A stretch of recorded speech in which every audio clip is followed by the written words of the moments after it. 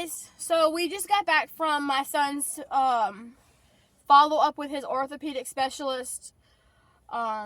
He saw this doctor back in August, on August 6th, and she is the one who referred him to a physical therapist, and she asked that they see him for 12 sessions, which is 6 weeks, twice a week. So he is almost done with those sessions. I think he has like 3 sessions left. So she scheduled his follow-up just to see how things are going with him.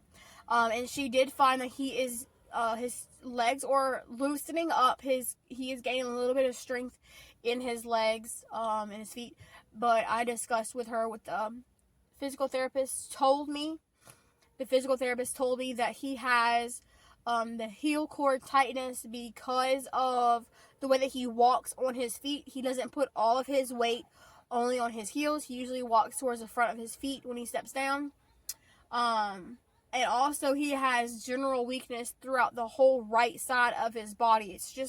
It's not just in his foot or his ankle.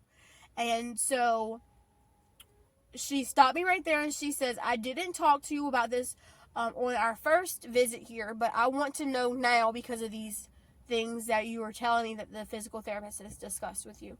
And she asked me, what was your son's birth like? Did he have any problems? And yeah, he did have problems whenever he was born. So I was actually 11 days overdue. I was in labor, and I went to the hospital that I was going to that had been seen throughout my pregnancy.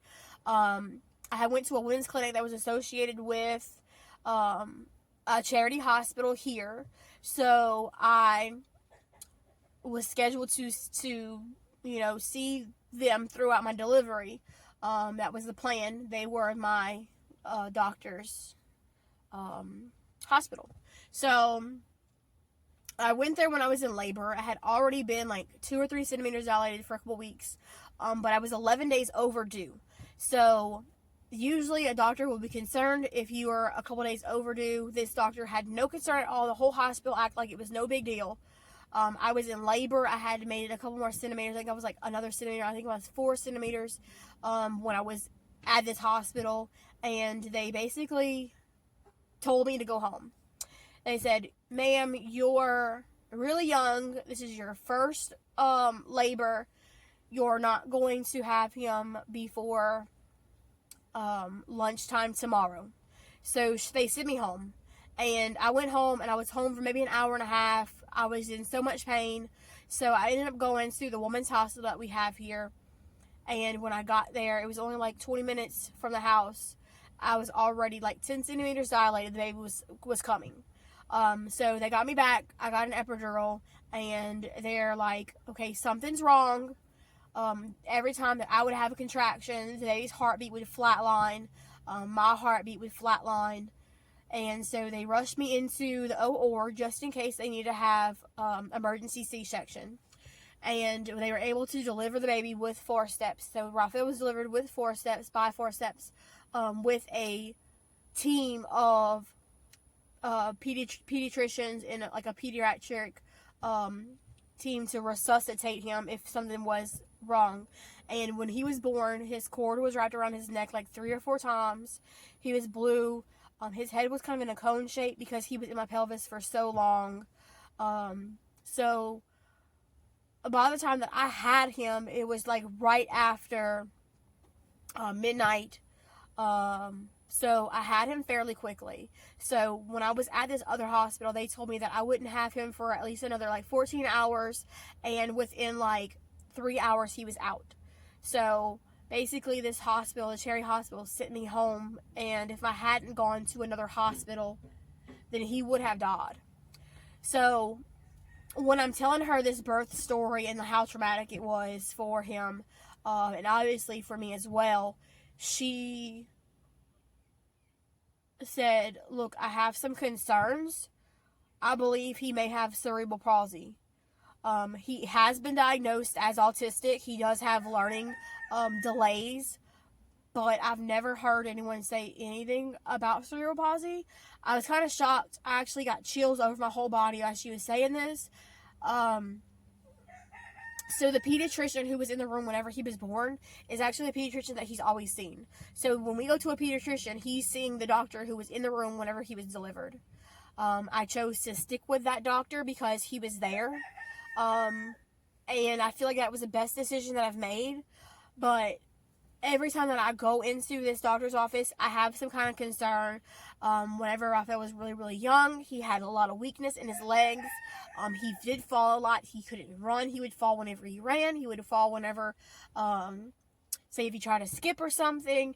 He was always falling. So whenever he was born, he was just like, overall, he had a lot of weakness. He wasn't able to nurse because he wasn't able to latch and suck hard enough to be able to breastfeed. He wasn't able to really latch onto a bottle very well. He had a lot of he was a very weak child.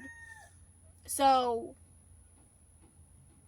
I've always questioned, like, does he have something other than autism? Is there something that's just causing him to not grow right or development correctly?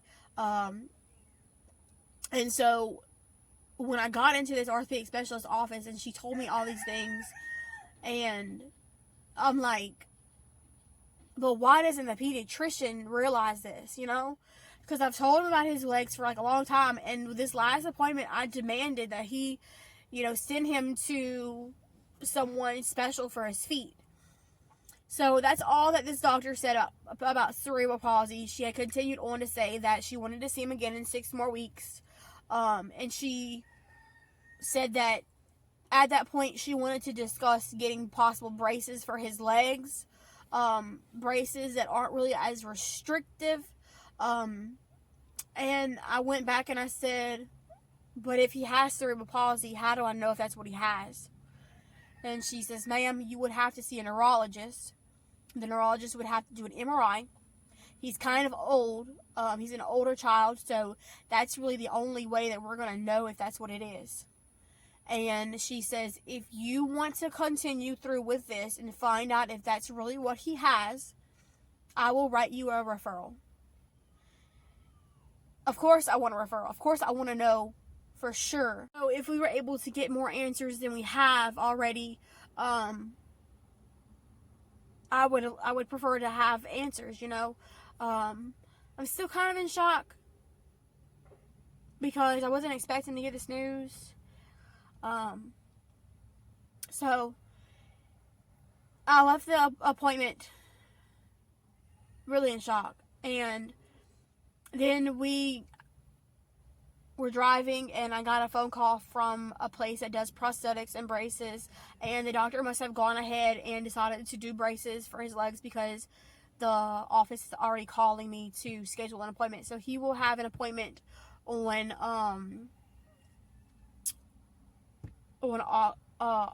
October 7th to be fitted with custom braces for his legs. So that's what's going on. So really not what I expected to hear. I ask that you pray, continue to pray for him, and that we get answers that we need, pray in Jesus' mighty name. Prayer changes things. It really does. And I thank you for those who do pray for my family whenever I ask, for prayer. Hopefully on our next update with him, we will have more answers. Right now, she is trying to find a neurologist that can see him because the neurologist that's associated with the doctor that she works through, the hospital that the doctor works through, it's Ochsner, and Ochsner's doctors are mostly based in New Orleans. There's no neurologist in the Baton Rouge area or closer to me. So she's trying to find somebody who's not associated with Ochsner, but that can still see him. So I'm just waiting for a phone call back from her or the neurologist to go ahead and schedule the appointment. But he will be having braces custom fitted next month. So, yep, I don't even know what to think about all this. It's kind of it wasn't expected. So, thanks for watching, everybody. If you have any questions or concerns or comments or just well wishes, you can leave them in the comments and I will read them and I will try to respond. But thank you everybody for watching. Y'all be blessed. Bye.